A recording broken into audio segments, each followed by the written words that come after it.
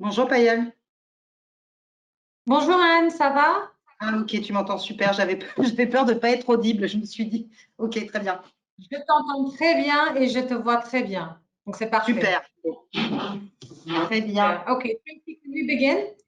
Yes. Good afternoon, everyone, and thank you for taking time out to be part of our session today on cybersecurity, risks, challenges, and solutions. Before we begin, may I request you to kindly feel free to post your questions in the question box and address them to the organizers only, along with your name and company name, and to the speaker it is directed to.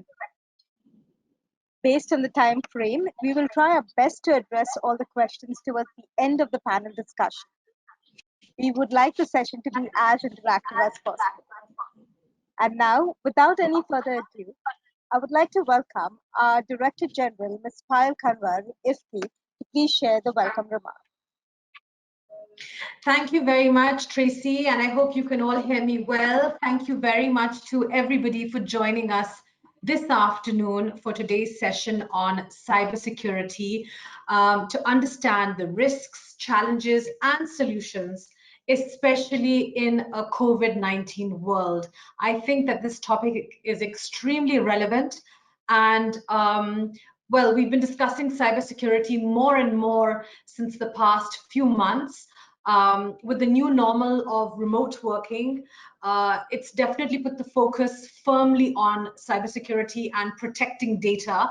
And at the Chamber, we have seen several examples over the past weeks of security breach, phishing attempts, cyber hacking, not only in our own case, because IFCCI was also a victim of this twice, but also with some of our member companies. So I feel that the topic is extremely relevant, and I'd like to thank the teams for putting this session together. So thank you to our sponsors and our partners, Piraj Insurance Brokers Private Limited, TNP India and Knowledge Partner, Ketan & Co. Thank you so much for partnering with us. And now I'm very pleased to welcome our special guest, Mr. Fabrice Cotel, who I have not yet had the pleasure of meeting, although he's also based in Delhi. So I hope I get to see you very soon, Fabrice. But just a few words about him. He is the Commissioner of Police and Police Attaché for India, Bangladesh, Nepal, and Sri Lanka at the Embassy of France in India. And he used to head the Central Forensics Headquarters and oversee information and analysis, legal issues, communication, IT, and site security departments. He also holds a very long-standing and exceptional career in criminal investigation. He also headed a department of 100 government officials and took charge of criminal investigations at the level of a territorial department in various areas. So we are very, very pleased to have you with us, Mr. Fabrice Cotel, and if I could please invite you now to make your presentation. Thank you very much, and I wish you all a fantastic session.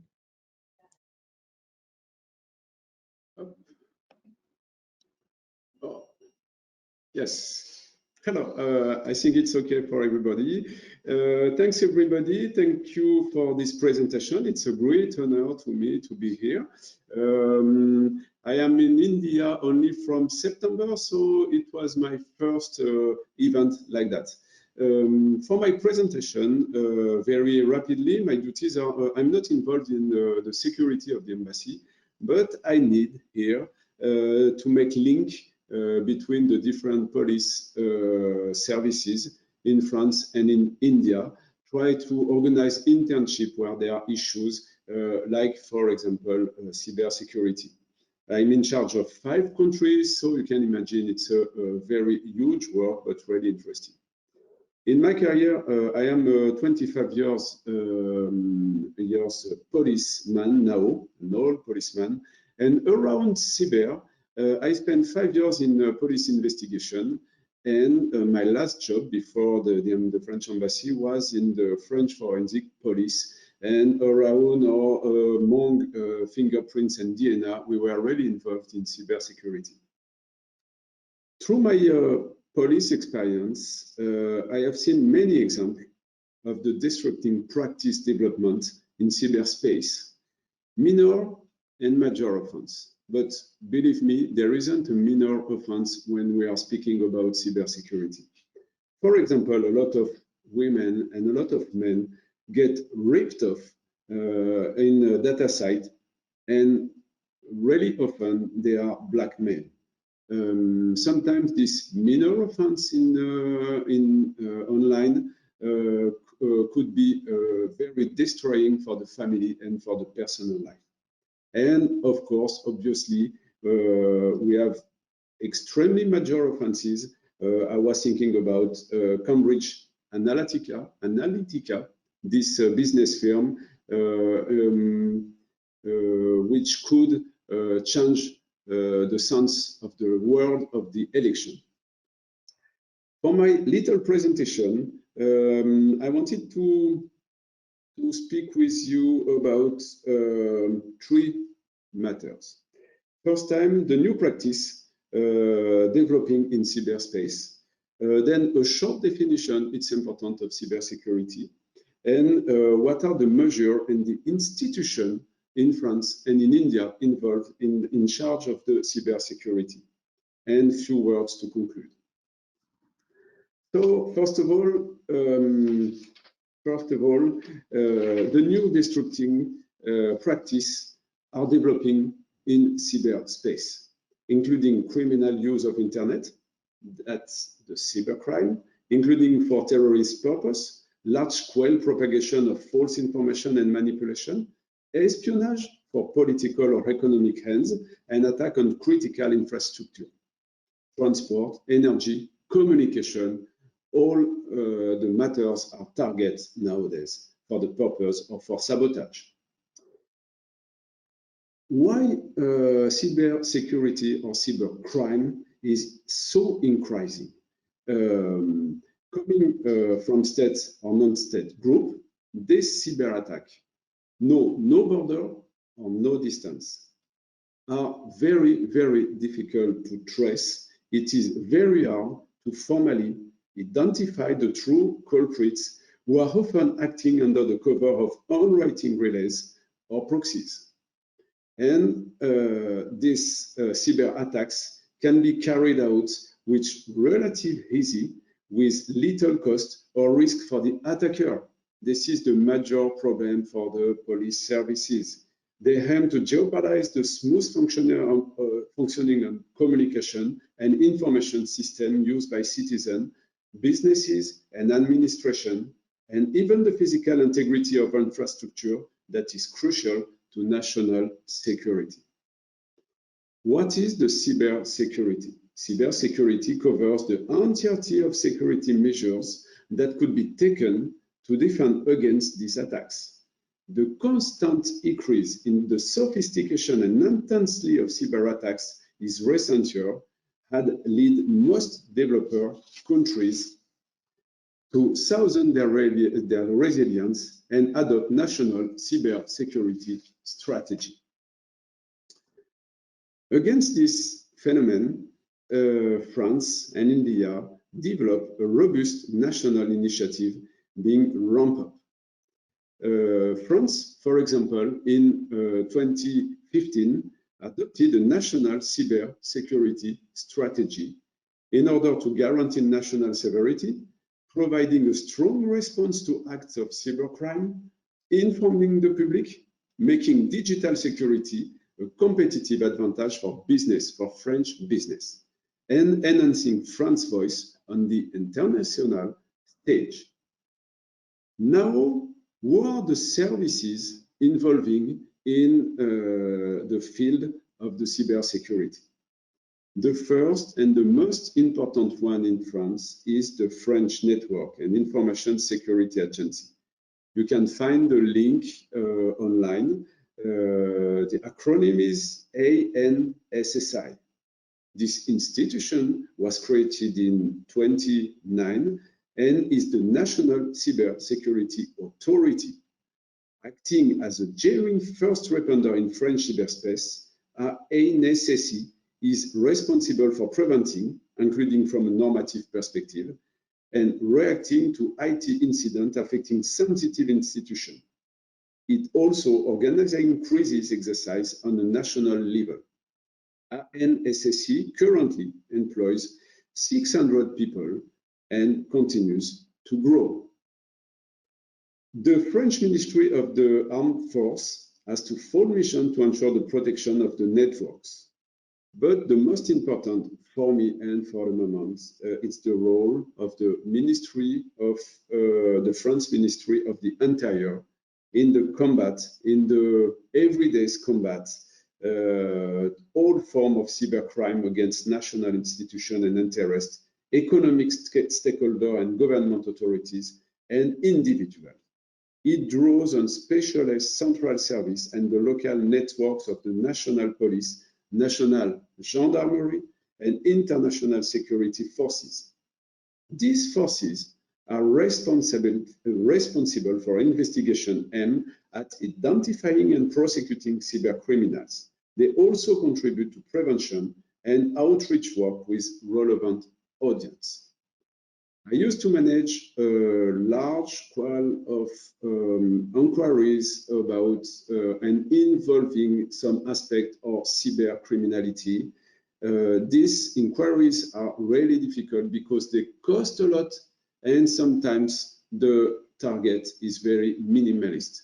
When the authors are in the other side of the world, it's difficult to find proof this so far from the center of the inquiry. But every day, judiciary police is involving in this kind of inquiries. One thing I wanted to say, it's nowadays it's impossible to work alone in his own country. We need to share information now and protocol with other countries through different institutions, international institutions. So we mobilizing the international community through the Paris Call. Paris Call was an appeal from France, very important to try to share this information about cybercriminality. And we are always working in the framework of European Union to try to have the same protocol to work all together. Now, with India, we have some issues. We try to work all together to find the same rules, the same protocol. In France, in Europe, now we have a system called RGPD in France. It's a system to protect the personal databases. The rules are not the same in India for the moment, and it's why there will be a very huge discussion called Raising a Dialogue in 1 month now with all the most relevant people involved in this kind of matter in New Delhi to try to have some same goals and target to work up and to be more efficacious all together. What I wanted to do is police services and national institution tries every day to increase the response against cybercriminality. My experience said that this is a real threat for all of people, everybody, institution, and citizen. But the most important is to try with institution, but each people must be very responsible and protect himself without institution against cybercriminality. There are some rules very simple to be protected because, and this is my conclusion for the moment, internet is like a car. It provides a lot of services as long as we are very careful.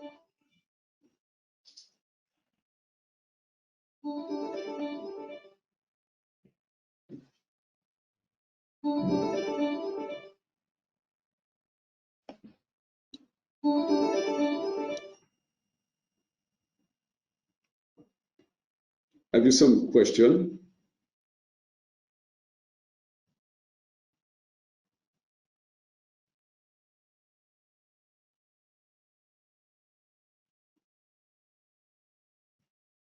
Thank you, Mr. Kotel. I think we know if we have some question, we can reply to the Q&A if you want after the panel discussion. I think now we'll go on the panel discussion. Tracy, do you want to go ahead? Tracy, can you hear us? Yes, Bruno. Thank you, Mr. Kotel. That was very informative. Thank you very much. Our next session is a panel discussion on the legal implications, solutions adopted, and insurance options to eliminate or reduce the number of crime risks that we face. For this, I am pleased to invite our moderator, Ms. Anne Desmond. She's the head of tech and services and head of business services and business branch. Her fellow panelists are Supratim Chakraborty, partner Kaitan & Co. Nikita Berry, Associate Director, Paraj Insurance Brokers Private Limited. Rana Gupta Apak, Regional Vice President, Data Protection, Thales. And Saurabh Singh, Head, Data and Privacy and Cybersecurity, TNP India.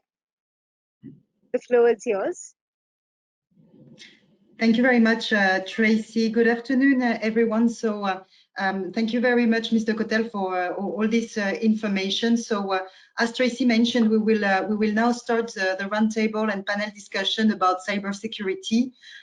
So we will speak about the risk, challenges, and solution in various ways that companies can provide.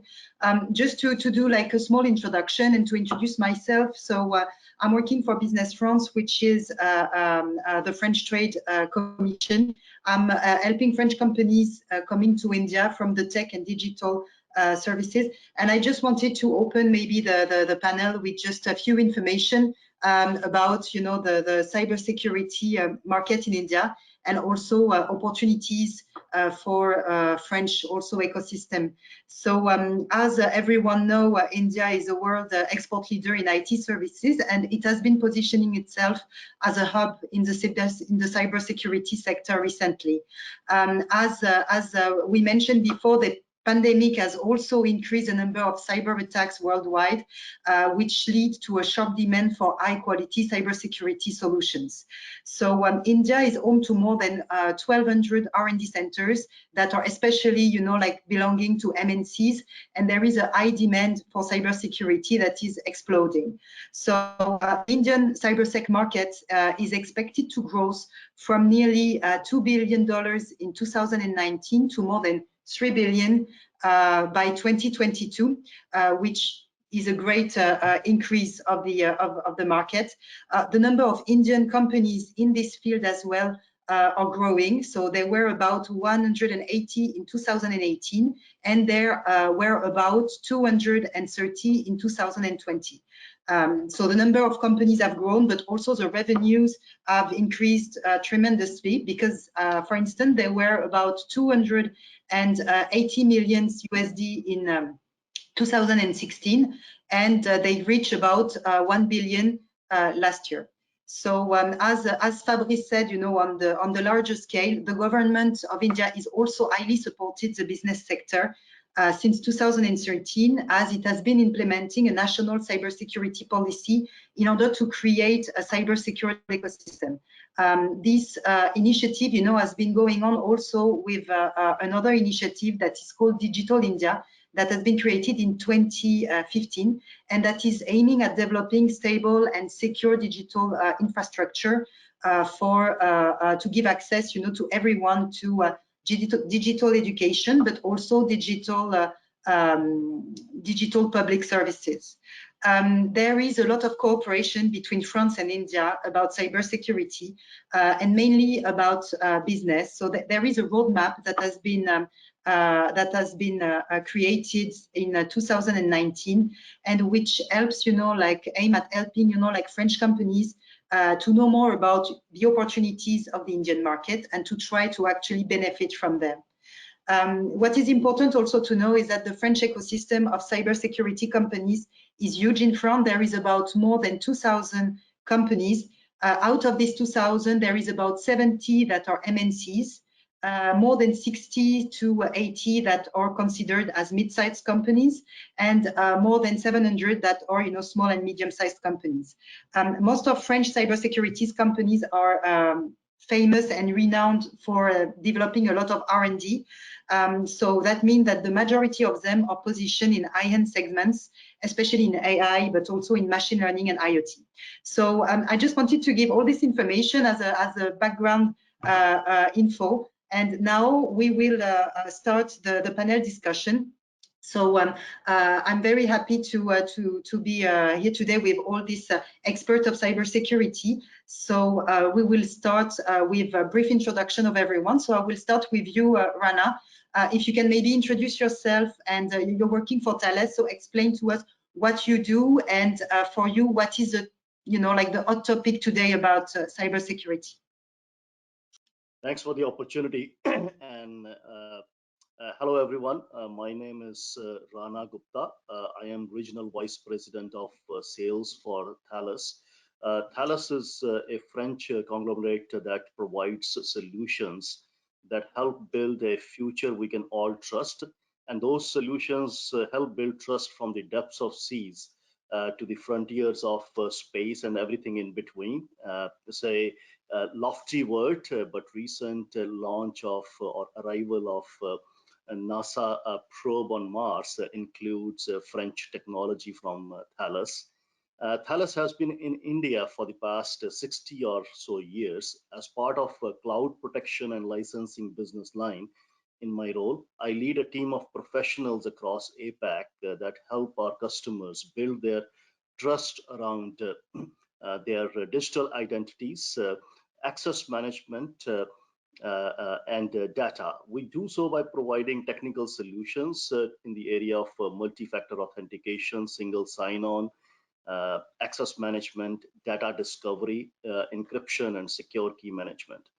Now, in terms of hot topics on cybersecurity, we see our customers asking for our help on two fronts. The first and foremost, what I would call as a traditional one, is in terms of how to comply to various data protection regulations. There are hundreds of these regulations across the world and are growing by the day. In India itself, organizations are faced with the compliance to IT Act of India, SEBI guidelines, RBI guidelines, Controller of Certifying Authority guidelines, GDPR, etc. And then there is indigenous data protection bill that has been in the works. So organizations are faced with the critical question of how to devise a data protection strategy that is future-proof and scalable in the wake of ever-evolving data protection regulations. They don't want to be implementing one solution for complying to GDPR needs, and another one to SEBI guidelines, and still another one for something else. They would rather have a solution that helps them implement the data security across the different platforms of various applications and on-prem, as in physical servers or private cloud, as well as different global cloud vendors. And the second one is the business-driven, with the digital transformation being the underpinning of any business survival and growth, especially in the context of, you mentioned pandemic out there. Companies have to onboard cloud-first strategy. As the organizations move their infrastructure, application, and data to cloud, they are faced with a critical question about the security and privacy of that data when it is no longer present in the physical boundaries that they have any control over. So most of the organization would not only work with multiple cloud platforms, but also have data that is residing on their on-prem environments. To summarize, we at Cloud Protection and Licensing business line of Thales provide technical solutions that help our customers meet their regulatory compliance and digital transformation needs. We have a say within our team. If any business is digitizing any work process, then it must consider the aspects of digital signatures, encryption, strong multi-factor authentication, and key management. Without considering those topics, it is building a house of cards. Over to you, Anne. You're mute, and you might want to unmute yourself. Sorry about that. Yes, thank you, Rana. So now we'll move on with the introduction of Sofra team. So Sofra team, you're working at Keitan at a law firm. So can you also explain quite quickly how you are dealing with cybersecurity? And then on the second round of questions, we will go into this detail. Sure. Thank you, Anne. Thank you all for your collective time today. Very happy to be a part of this esteemed panel. Yes, I'm a partner with Khaitan and Company. It's a 100-year-old plus law firm with about 1,000+ people spread across the country. And that is also one of our USPs for having a good data/cybersecurity/tech practice, because these requirements arise across the country, and you need to reach to the farthest corners at times to get certain activities carried out, and that network has helped us quite a bit. The other thing is it's a full service law firm, so whether it is intellectual property, whether it is banking, whether it is taxation, competition, antitrust, we have all these expertise at hand, and whatever is required at that moment, we have it handy, because time is of essence in any cybersecurity case. Okay, so that has helped us quite a bit.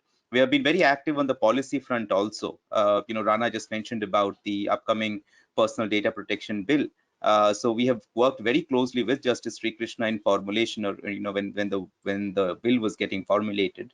In fact, the ministry had separately written to me, and I had gone and spoken in Delhi across the table as to the positives and negatives and what could be done on certain things about that particular bill.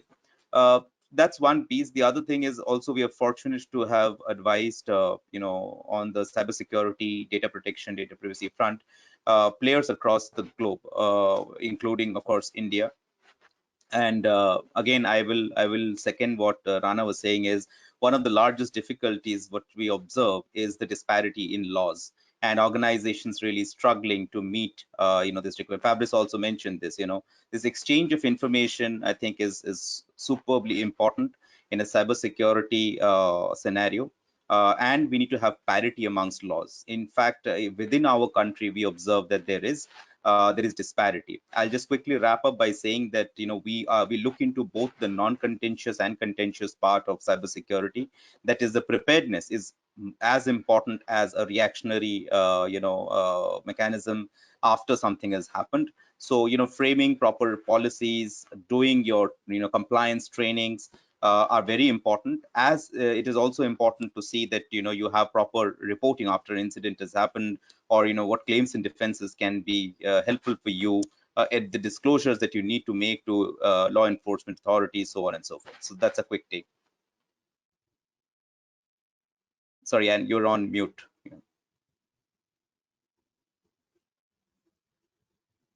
Sorry about that. Thank you very much, Sopra team. So Saurabh, now it's up to you for maybe introducing yourself. And so you're working for TNP Consulting India, which is a company that I know because you are working for a French company. So I'd be interesting to know after you introduce yourself, maybe the story when TNP came to India, and also for you what represent also like the opportunities for these companies to come to the Indian market. Thank you, Anna, and thank you for inviting me here to speak. I'm a Saurav here, and I head TNP Data Security and Privacy. Since 2007, TNP Consultant, an independent French consulting firm, has been involved in the implementation of transformation program with Fortune 500 company, sector like banking, insurance, energy, industry, and mobility, retail sectors in Europe. TNP started in journey in India in 2017, primarily to support our French customers, subsidiary in India. Our major operations have been Kochi in India, and which along with the Paris is a headquarter. Our digital factory is diversified with cutting edge expertise and is skill in UI, data science, analytics, AI, IoT, robotics, So these are the digital factories which we are involved. And if we talk about the French expertise which we have bring in the cybersecurity, definitely because our business model required us to handle a large amount of data, TNP French identified the need of cybersecurity and data privacy expertise very early. Our first in-house team started around 8 years ago, and today we have a team of 60 consultants, including 30 RGPD experts. So we are one of the best European consulting firm in the Europe, and we provide the services in Europe like GDPR audit, compliance, GDPR compliance, DPIA, external DPO certifications, data management, data governance, anonymization, and we provide services in security as well, like security risk analysis, information system security, vulnerability and pen test as a services. We offer the information system security policies, and we offer the technology as well, like OneTrust, IBM InfoSpace, Informatica. And if we talk about in India, as of today, Europe is a very mature and on its data privacy commitment, thanks to GDPR. India, that cultures need to be built right from the awareness. We believe the market in India is huge because our deep root in data protections and cybersecurity. TNP India, our mission to start from education and awareness about the best practices and procedures to mitigate the risk of potential cybersecurity attack of data breach. We have learned that many mid-sized company in India handling European data is not completely aware about GDPR compliance.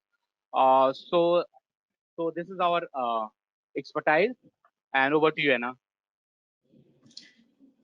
Thank you very much, Saurabh, for this introduction. Nikita, over to you now. So you're working for an insurance company. So please introduce yourself. Very happy to have you today, and explain maybe how you are actually dealing with cybersecurity, and quite rapidly which kind of services you provide, and then we'll go back to this question in further detail later. We can't hear you, Nikita. Yeah, I hope I'm audible right now. Thank you, Anna, and thank you, everyone. Hi, I'm Nikita Berry from Paraj Insurance Brokers. Paraj Insurance Brokers is an oldest firm in India who are taking care of giving a lot of services to our corporates when it comes to designing the policies, when to understand the business of a corporate and what kind of risk exposure they have. Of course, today we have a topic of cybersecurity, but there are more other insurance which we take care of. But as a subject is cybersecurity, I would be happy to talk about this. And by and large, of course, as per the session is continuing, we'll be flowing with a lot of questions. I would be just giving some brief about how Paraj helps our corporates, taking care of the data, going to the market, get competitive quotes and terms for them, and in event of any kind of situation or an claim, there is a strong support from our side to structure your documents in a proper way for a smooth process of a claim. As the topic is cybersecurity, I would touch base some very important part of it, largely as what does a cyber insurance policy covers, how does the cyber insurance work, and who actually needs it, which kind of corporates are beneficial for this, what kind of claims comes in. So just a brief, I don't want to take much of time, but just to give you a glance of it, cyber insurance generally covers your business liability for a data breach involving sensitive customer information. As Mr. Gupta and Mr. Singh has already talked a lot about what is an Indian situation right now, what kind of day to day there are some kind of news which are flashing on data hacking, breach of securities. So this is something which an insurance policy takes care of in the event of claim. So there is a lot of data which corporates handles, whether it is vendors, whether it is customers. So to protect them, we had heard a lot of thing on GDPR, which is global data protecting regulatory.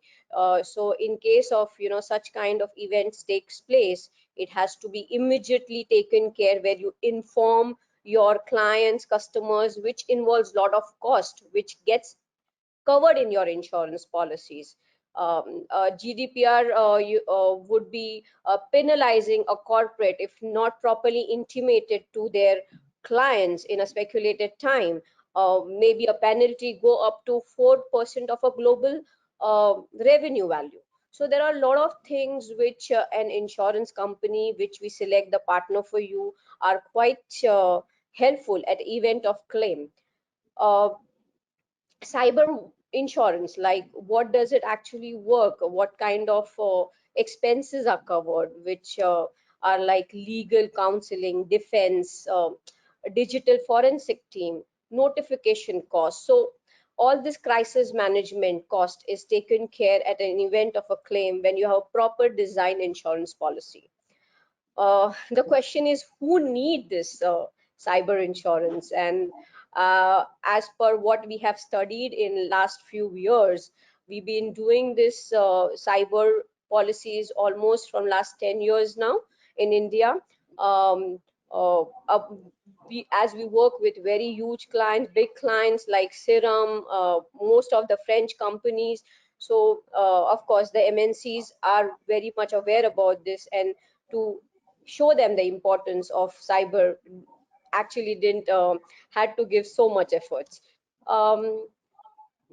Just to give you a glance, who needs this policy? I think by and large all the corporates who are working on a platform using internet services, broadly everyone is a part of it, and depending upon the quantum of the risk what they have, what kind of organization it is, there's always an opportunity to work out a good cyber policy to protect in future any kind of attacks has been taken care of. Okay. Over to you, Andy. I have a lot to talk and lot more to explain. I would like to summarize it. It's very interesting. So, I mean, we will get back to it later, because I think the panel today is really interesting. We have the technical side with the solutions to tackle, the problems with Saurabh and Rana, and also regarding the legal and insurance framework. So it gives, like all the information regarding the solution that can be offered to companies. So, Rana, I want to go back to you, because I mean, you are working for Thales, which is an MNCs. I wanted to ask you, I mean, without giving away any names or confidential information about your clients, but generally speaking, which kind of cyber attacks are the most common, depending on business industries, like banks or IT companies or any other sectors? And generally, which are the ones that are the most difficult to tackle as a technology company providing solutions for cybersec? Yeah, thanks for that. That's a very loaded question. And while we work with almost all the banks, the government departments, and the large to medium enterprises, the lack of any mandatory breach notification, as is the case in some of the other regions in India, does not provide you much insights into what kind of attacks are happening. However, it is without saying that they are happening left and right. Ransomware is one aspect that we keep on hearing all the time. But to give you a concrete example, a global service provider of IT application in India that has the vast majority of its customers outside India, and a significant number of those customers are based out of EMEA actually. It collects a lot of data of their end customers, by virtue of which not only it has to have the ongoing exposure to various data protection regulations, including GDPR, New York Privacy Act, California Consumer Privacy Act, but also has the real financial impact due to the loss of brand reputation and also cost of breach and hence loss of business in case of a data breach.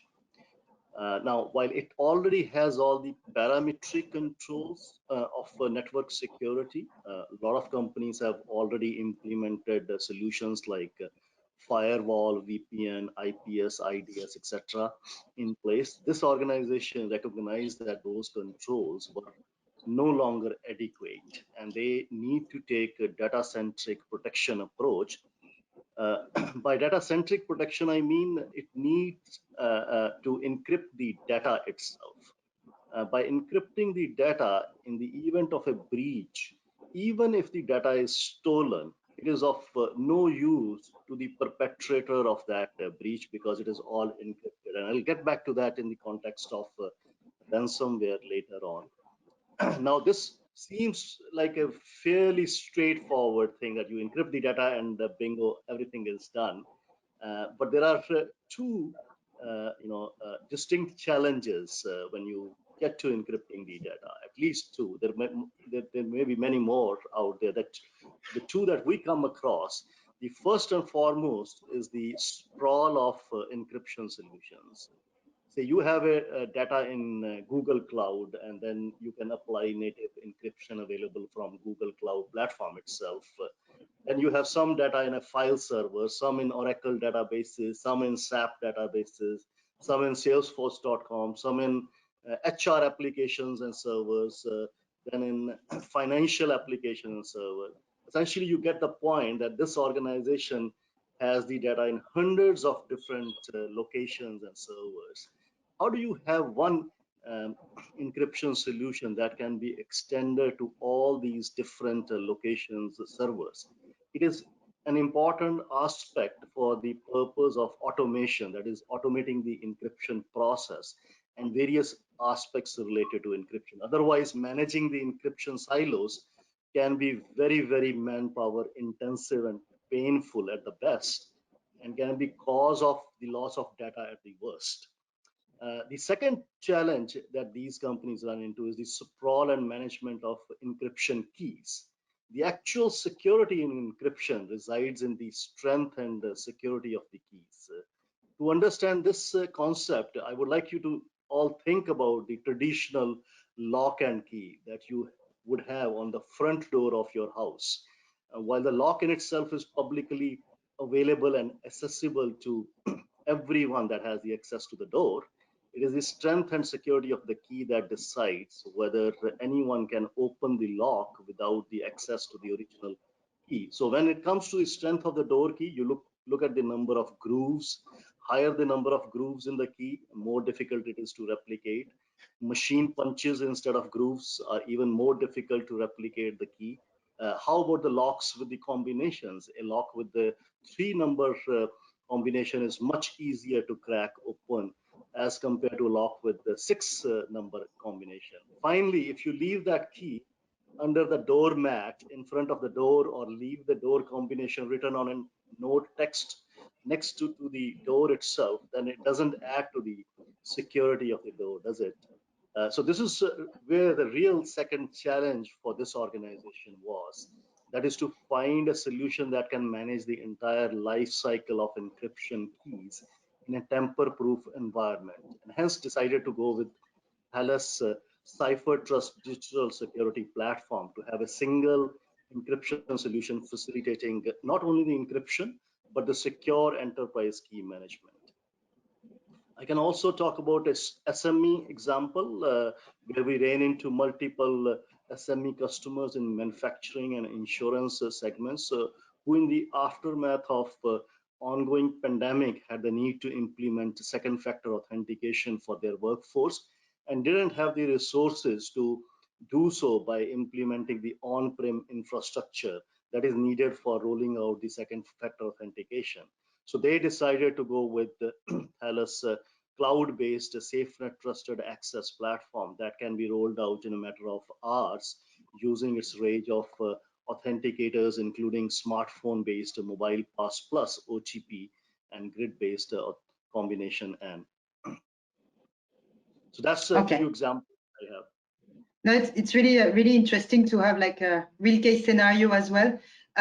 So we spoke before about the pandemic, and you mentioned it as well. So how do you think, and how would you describe the way that the pandemic and work from home has changed the cybersecurity risk for companies?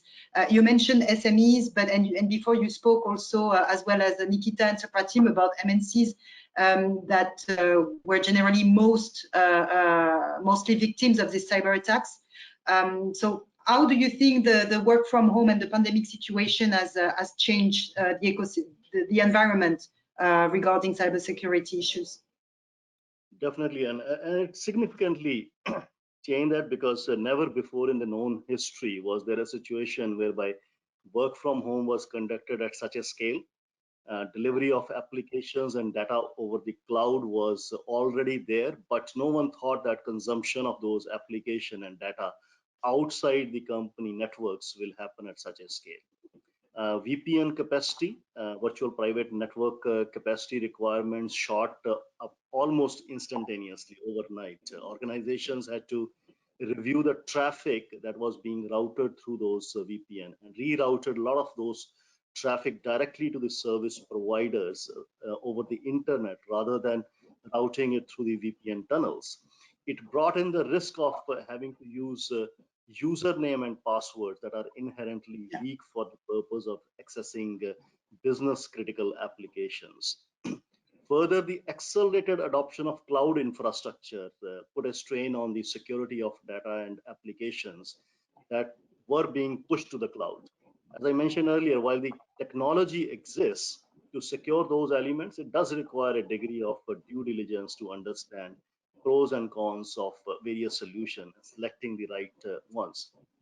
Finally, I think it led to acceleration of ransomware attacks that led to double extortion. Earlier, it was thought that just having a good gold backup of latest data set shall be sufficient enough to recover the data against a ransomware attack. So you don't have to pay as long as you can recover your data from your gold copy. However, now it is being realized by the companies that the ransomware attacks are no longer just about encrypting the data, but are also stealing the clear data before it is encrypted. By doing so, the ransomware attack perpetrators are able to have dual pressure point for the purpose of getting paid.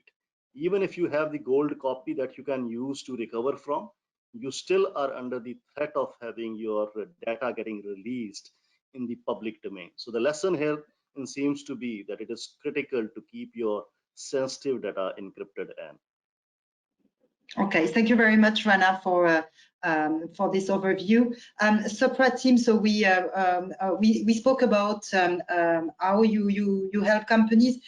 Can you tell us more about the major legal framework and services that you may provide? And also, same thing. I mean, if you can use maybe like some example of cases that you've been working on lately to give like concrete example of your action with the companies on cyber attacks. Certainly. Thank you, Anne, for that question. And I think my work has been made easy by Rana because he has already told that there is no single law. It's like a patchwork of laws. So every case is, very unique in most of the cases. Okay, there is no templatization which is ever possible. I'll give two examples to just set the context as to how difficult and tricky things are when we face real life challenges, and mostly this will come closer to a weekend because I think that's the sweet time for the attackers to swing into action. So a recent one was a ransomware attack on a foreign company. It has also got operations in the country, and it's a listed company. So the difficulty there was that under the SEBI regulations, the securities related regulation, there is a threshold which is to be determined, and then you basically do a disclosure to the stock exchange, okay, that because it has breached this particular threshold, I am making this disclosure. Now at that juncture, when people contacted us from that entity, no one had access to even their own email IDs of the organization. They were trying to reach out to us through their personal email IDs and trying to figure out where things are, right? So it's a tricky zone at that moment to read into laws which does not even contemplate such a situation. But at the same time, if at the end of the exercise you do understand that this was catastrophic enough and you have breached the threshold, the regulator can say that you had not complied and not come to us within the time that you should have come. So the crafting of every sentence becomes very important when you're going to the regulator. That's number one. Number two, I think again, Rana mentioned about this, is the CERT-in, the Computer Emergency Response Team, related reporting that you have to make. Now, there is no data privacy protection related mother legislation today in the country. So there is no requirement per se to go to a data protection authority of sorts and say that there has been a breach or going to the data subjects. But for cyber security related instances, there are certain enumerated situations where you have to report to the CERT. The situation there was also very tricky because very little is known at that juncture. But nonetheless, what we did was we assisted them in preparing the reporting, and the reporting was made. Interestingly, what we observed of late is CERT in India has become very active. So suppose you do not do a reporting and they pick it up from the news items, they would definitely send a set of questions to you, okay? And we have seen sometimes the rigor goes up slightly because there are further questions which are raised, etc. It's always better to be, to err on the side of caution and do the needful, read the law carefully. So that's one quick example. The other one was a very interesting matter where a large conglomerate received, a kind of a threat call that there is an international organization which is running a campaign on YouTube, which is indicating that you have some underhand dealings and improper financial transactions, or most of your financials are flashing on the YouTube channel. If you do not pay up, this will go viral, etc., etc. Okay.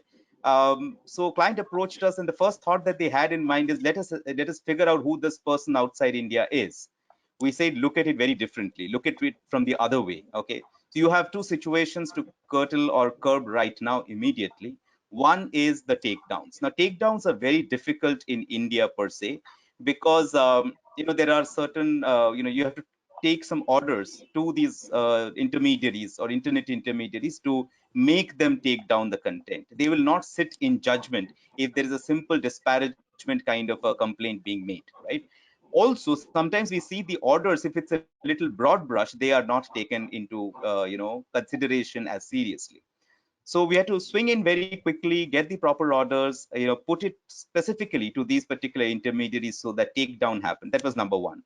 The second was the investigation that happened at the premises of the client, wherein we could find out that who that insider was, who gave certain pieces of information which was misconstrued and utilized by a miscreant who was holding the entire organization to ransom. It was found out it's someone in India, and it was a serial offender. They have been doing this for several other clients, people. So that's a quick snapshot of where when you're put into a situation, it is not a single law or it's not a single tactic which will help you. You have to evolve your tactic, and you have to read the law very carefully and act as per your prior experiences and your acumen.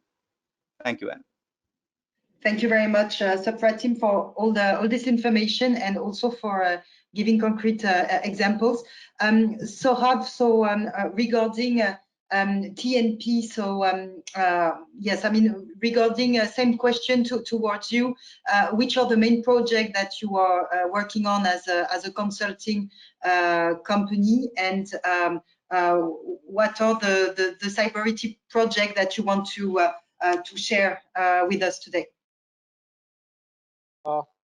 Yeah, all right, Anna. I think Rana and Sukrita Chakravarti has already set the tone in the right direction. See, we are a consulting firm, so we provide both kind of services like security and privacy, as I spoke. So I will take an example to walk you through about. I will give you one use case, so which make it very easy to understand our offering and services what we offer. Like just suppose XYZ is a company who got the ransomware attack, okay, and but they had a prop because we support a case-to-case basis to the organization, right? So the XYZ organization got a ransomware attack, but they had a proper backup. And what happened? The preparators do not able to exfiltrate the data. So what we have to do as a consultant, what services we have to provide here to the company.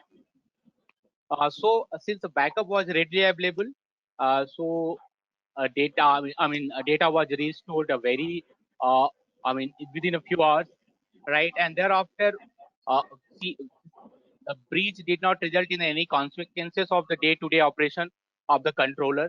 So personal data, confidentiality of the personal data is not compromised. So now we talk about only, in cyber security, what are the solutions we provide in terms of the cyber security? Like we provide them how to update their patch management, how to they have to have appropriate technology like anti-malware detection system. They have to have a proper backup system. They have to have a vulnerability assessment and fix the known vulnerability ASAP. We have in-house pen testers, so we provide pen tests from inside and outside both the network, and resetting the compromised system clean, and thereafter bring the system ASAP up and running. And we talk about the privacy solution which we provide, because the privacy comes lots of obligations. Like if the European data being breached, so uh, once you become aware, you have to inform to the supervisory authority, not no less later than 72 hours. And if the result is high risk to the rights and freedom of the natural persons, then data subject need to be informed. And thereafter, you have to have a documentation also. This is how we approach and this is how we work. All right, over to you, Anna. Yeah, thank you very much, Saurabh. As Fabrice Cotel said also before in this presentation, cyber attacks and cyber crime, tends to evolve really rapidly. So how do you work? Maybe it's a question for Rana and Saurabh. How do you work, to make sure that your clients get the best, not only, like in a certain period of time, but in the long run? Saurabh, do you want to start maybe?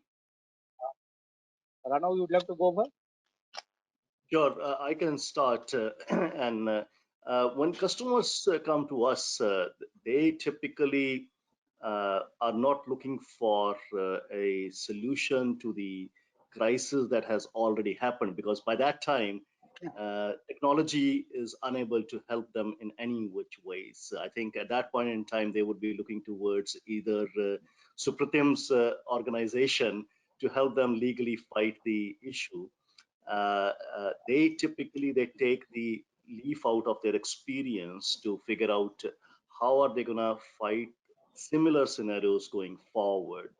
Now, having said that, we have been working with one of the largest regulator on the banking side in India, where they ran into some of the issues a couple of years back, and they have been undertaking due diligence around what needs to be done from the go forward data protection standpoint. What makes it difficult is that by and large, you see this aspect or mindset of finding a silver bullet right on day one, right? So when people start with a journey, they think that they're going to be able to implement something overnight that's going to solve all their problems. That's never going to be the case.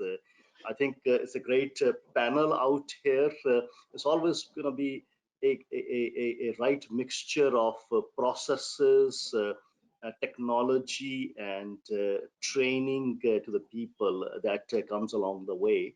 And what we have realized is that there is a there is a there is a distinct category of customers that you can put all your customers into. Customers who have a zero maturity when it comes to cybersecurity. Yeah. They think that it has to be fixed all across the board, and then the customers who already know that it is going to be a journey, and then they start figuring out a cyclic process where they start with the most important and most sensitive data, and then they start working with that cyclic process.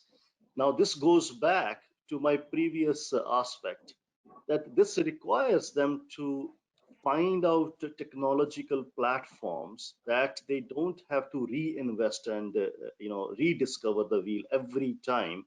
They said, okay, I'm going to start with let's say financial application number 1, and I'm going to invest in this tool number 1, but then when it goes to HR application number 2, this tool doesn't work at all, right? That would be a sheer wastage of time, effort, and money from the organization standpoint.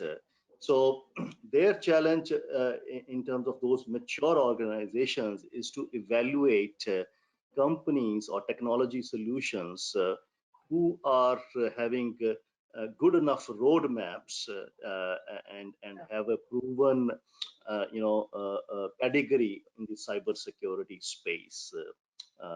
Over to you, Anne. Thank you, Rana. So, Ram, do you want to add anything to what Rana just said?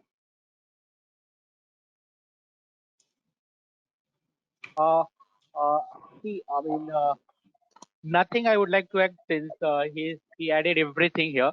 Our services exactly the similar. So no, I don't have anything to add here. Okay, thank you very much. And I mean, we had with the presentation of Sofra team, we had the legal implications, and now we will move with Nikita regarding the insurance. So you explain which kind of client, but can you go in more details about what kind of services you actually offer for cybersecurity matters to companies? If the service that you offer is the same for SMEs and large-scale companies, and also from which industries are your clients mostly? Sure. Thank you, Anna, for these questions. I would really would like to talk on this. Of course, when you talk about sectors, so whether it is a banking sector, whether like a financial sector, a manufacturing unit, or you take a government securities, the way today in digitalized India, so we are on a platform with a lot of new things. In fact, our Arogya Setu app, which is right now on a platform where we see a lot of already some kind of data is being stolen, and there is a lot of new app which has been started on based on COVID Shield, and then let out more apps. So of course it is for all industry. And when we are talking about incidents, once it is happening, and if it is carefully designed policy, such kind of cost can be taken over. For example, if we have to pay Mr. Gupta and Mr. Singh for those services, and if the policy is in place, I'm very sure my client will be happily able to pay their fees in such kind of event. So generally speaking, in cyber insurance, there are losses like when the loss comes, it's not just an ransom amount to pay or just a data protection. There is a first party cost and expense. There is a third party liability which is coming over. There is few other expense which you need to restore the data immediately the moment things have already gone wrong. To make it very simple, I will put it as a true cost cyber crime falls in two categories. One is an immediate cost and something which is a slow burn cost. So immediate cost is, of course, forensic investigations, your legal cost, fixing whatever is on the infra side, how to fix it quickly, informing your customers and your clients, and all this involves a cost which is taken over the policy the way we designed it. And few things are like a slow burn cost, which is, you know, reputation of your organization, you being displayed in newspapers because of, you know, some kind of hacking happened to your system. So all these are some slow burn costs where also we try to work out with insurers for extension of few covers. But largely when you talk about immediate costs, that is absolutely taken care in the insurance policies. If I give few examples which are recently, what we have seen, almost 32 companies in this COVID situation was hacked on a Microsoft software, your Outlook. There is an IIM Jobs, which was again some data of 49 lakh youngs and candidates were exposed. I have few incident which happened in month of September where junior had data was exposed, their teachers data, their students data, and it was also used for dark web. So there are so many things which are coming continuously. It's every day a flash on a newspaper with some or the other new. So I think of course we all as a team require to resolve this issue. Of course, insurance is a proactive approach, and we try and make sure if things are not falling in place, and in case after such a tight security, if something goes wrong, where you should go. So this is one of the solution. But of course, as in legal, Mr. Subrot or Mr. Rana, we all are a very important part of this whole security, and this all services are very important for a corporate to have a look and adopt those kind of things going further. Thank you very much, Nikita. So, I mean, I believe we're coming close to the session. So before going to the round of question with Tracy, I would like to thank you all for taking part to this webinar and sharing your experiences and speaking about your companies and how you can actually, you know, like help on this topic that are, you know, like as you said, Nikita, every day on the news. So yes, I mean, just one last thing, Business France. I mean, we are organizing actually business meetings between French company from the cybersec sector with Indian decision makers. So it's something that we are organizing now. And also in France, there is, you know, like a big trade show called Milipol, which will happen in next October. So at this occasion, I mean, there is, you know, like French companies that will be there, and that will be, you know, like delighted to meet Indian companies and counterparts. So we are doing several events on this sector because we truly believe that there is like a lot of opportunities in India, and there is a French expertise that can approach the Indian market. So in December, we also have another event which is linked with security and cyber security all together. So I would like to thank you for your time and for sharing your experiences. Do you have anything to add, maybe to something that we didn't cover, maybe to conclude this session?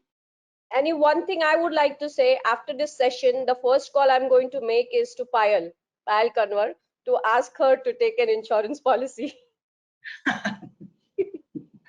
Very good. So yes, I'll just add one small sentence from my side, that, you know, in the e-world, even after you have done everything, there is a possibility that things could go wrong. Therefore, what we have seen increasingly regulators looking at is demonstration of compliance. So, you know, a session that you are conducting to educate people, if you've taken an attendance sheet, told, you know, taken a sign off from the people that yes, they all were aware how to handle a particular system and application, etc. These come in very handy in a bad day, right? So demonstrating compliance is increasingly becoming important globally, not only in India. So if you can, follow whatever is required to be done in the law and document and keep that safely, it will definitely come in handy in a bad day. Thank you. Thank Okay, you and very I much. would like to add, I would like to add one statement here. We are one of the best data privacy consulting firm in the Europe, as I said in the beginning, with the 30 RGTP certified and 20 cybersecurity experts. We had a services in data privacy, cybersecurity, DPO certifications, DPO as a services, and pentest as a service. So these are our core services which we provide, right? These are Okay. the core expertizations that TNP which have and which have bringing in India, right? Okay. Thank you. Fab, you wanted to add something to the panel? Yes. Just two single words. The first one is in cybersecurity, the technology doesn't hide the behavior because at least the issue is often issue of behavior compartments and not a technology issue. I'm sure, for example, if I leave this USB key around the coffee machine, there will be one guy to plug it on the computer and it will be finished. So be careful of that. It's at least all the inquiries finished by a human being issue. And second thing to conclude, try to follow on newspaper the conclude of the Resina dialogue in the 16th of April. It will be a high-level discussion about cybersecurity and process and regulation. Okay, thank you very much, Fabrice. Yes, Rana? If I might add two things, one related to what Fabrice said in terms of how to tackle the inside people-related issues. Absolutely, there is no way any technology can tackle that issue in its entirety. But there is also a concept of separation of duties that kicks into picture. Which is very, very relevant and must be looked into when you implement any kind of data protection strategy. And typically with the implementation of encryption and key management, there is a lot, if not 100%, maybe 50% of that can be tackled using encryption and key management, so that the network administrator, the storage administrator, the system administrator, all they can do their jobs while still not having the access to any of the data. I also want to re-echo what Supratim said in terms of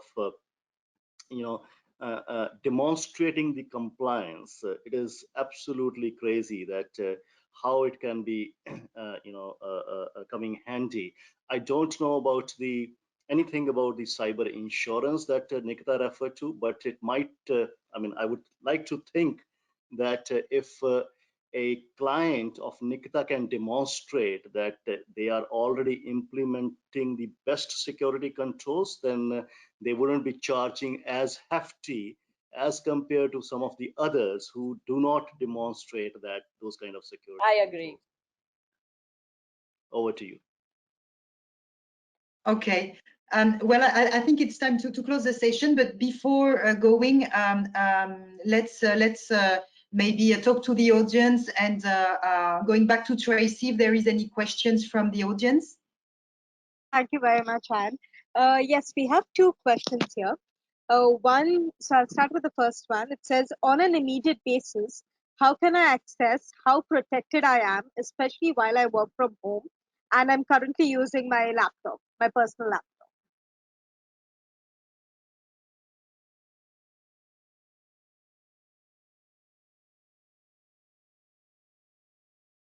I would say question, sorry, to you, Rana or Saurabh on this one. I would take it forward this question. See, when you're working from home, it matters you work from your own device or you work from the office device, right? And the second thing, what are the control have been implemented on your laptop or whatever device you use at your home? So we see it doesn't matter. Cyber criminal does not differentiate or discriminate between whether you work from home or you work from the office. Only you have to be very aware, be careful about. You have to be aware about the cybersecurity controls and understand about how this preparators work, how the cyber criminals work. So that's only I mean I can talk about here. Yeah. So It's a when we very talk about like when yeah, go ahead. Yeah, it's a very difficult but very relevant question, and I think based upon my experience, it, it is quite challenging for an individual to do the security assessment on its own, because there are so many aspects to it. Even though that I have the background to all the IT security profession, I remember a few months into the lockdown, I started thinking about how easy to hack my own Wi-Fi password at home.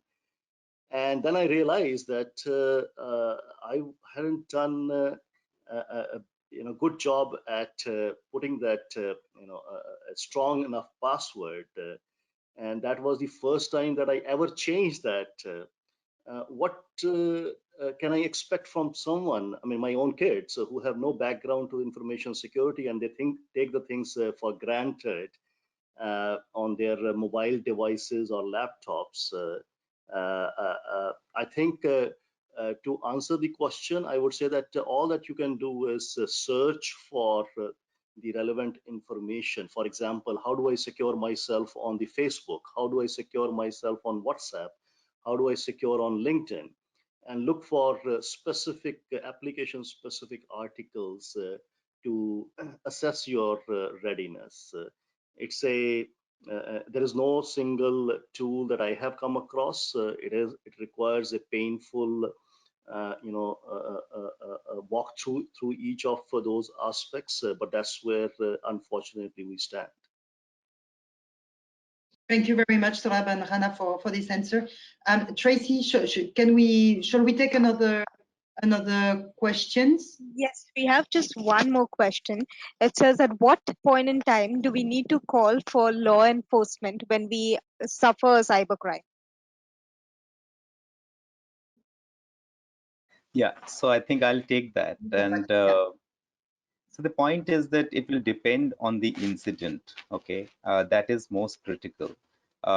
Now, as we are going ahead, we see law enforcement authorities are also making life slightly easier for organization, for common people to register. There is an online portal as well, which has been built.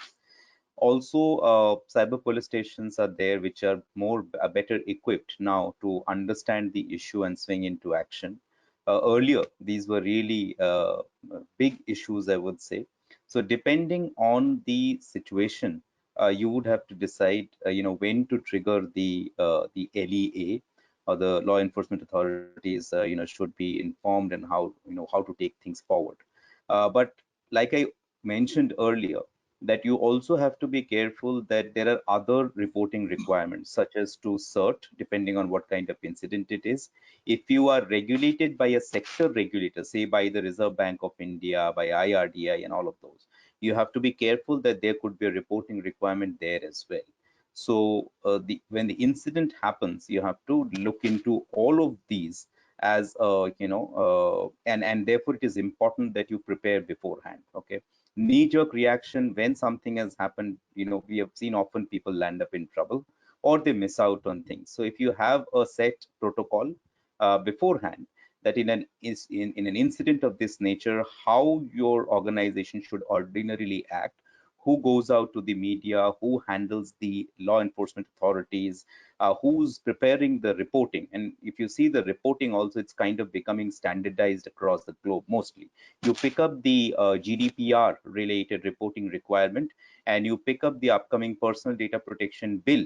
The section gives certain elements to be filled when there is a breach. It's almost identical.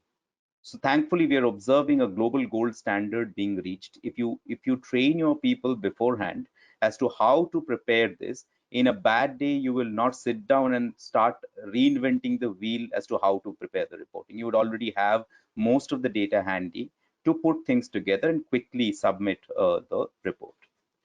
Thank you. Thank you so much, Supratim. We've got one more question if we have time. It says, how do I handle risks from vendors and third-party companies?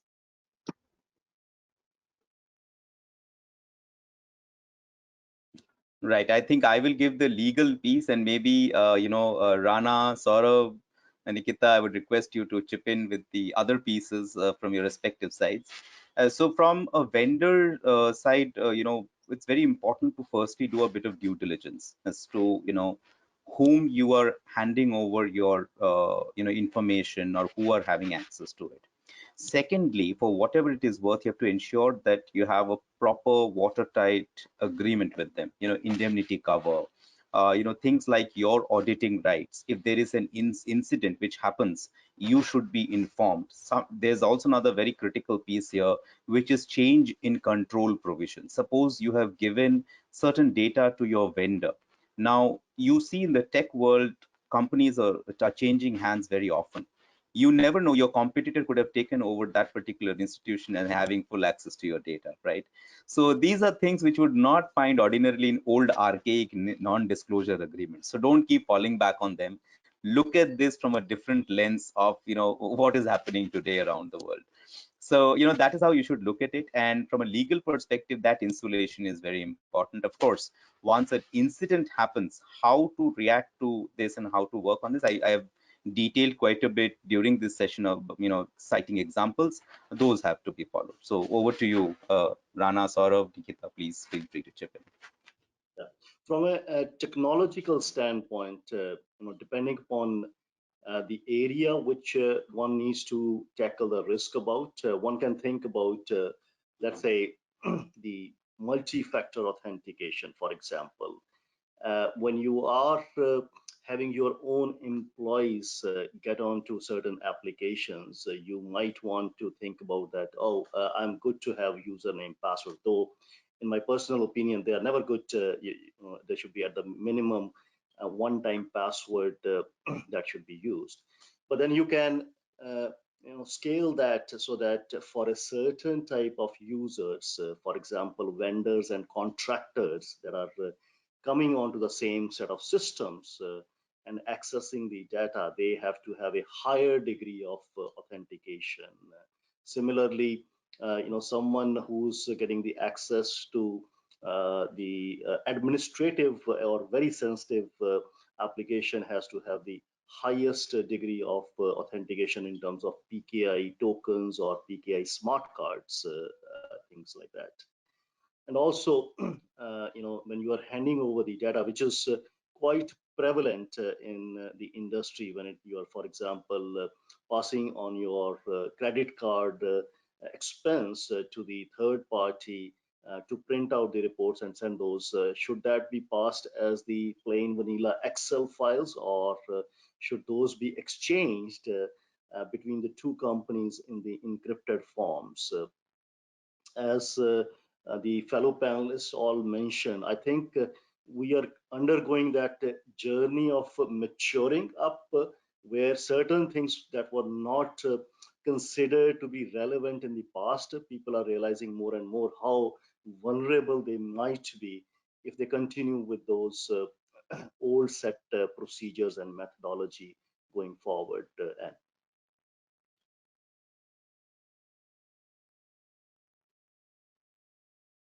Thank you very much, Rana. Does anyone want to add anything about this question?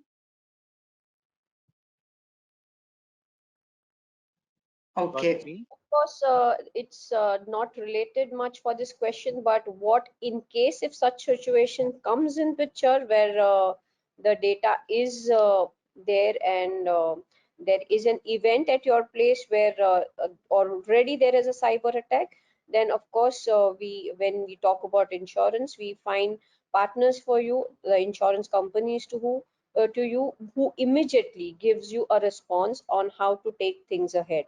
Of course, apart from the cost also, there are few things which needs to be immediately taken care. So they help you guiding on an immediate, information tool, fixation cost and everything.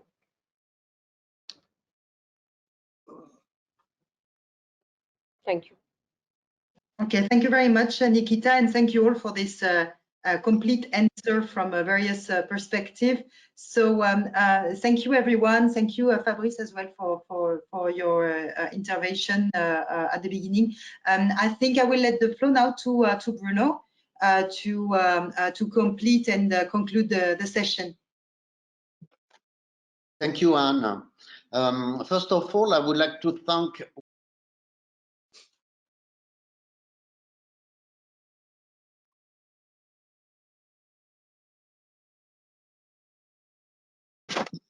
Bruno, are you still there? We cannot hear you. We cannot hear you. my network is very slow, that's why. Sorry, thank Okay. you. First of all, I would like to thank warmly all the panelists for sharing their time, expertise, and input. Merci, Han, for moderating so wonderfully the panel. I would also like to thank Mr. Kotel, who immediately accepted our invitation. Nobody should take this challenge leisurely. Cybersecurity ventures expect global cybercrime cost to grow by 15% per year over the next 5 years, reaching 10.5 trillion USD annually by 2025. In 2021, global cybercrime costs will represent 6 trillion USD and will be the equivalent of the world's third largest economy after US and China. These figures are explanatory by themselves. We cannot cover all the topic during a 1 year session, but we hope to have been able to enlighten you on the challenges and solutions and risk, and remain at your disposal for any extra question. We are also willing, and will be happy to connect you with the panelists if you have any specific request. I would also like to thank our event partner, Gaetan & Co, and our sponsors, TNP Consulting and Perage Insurance, for their support. Finally, a great thanks to Tracy for coordinating the whole event. À très bientôt and see you very soon. Merci. Thank you, everyone. Thank you. you. Bye-bye. Bye. Bye.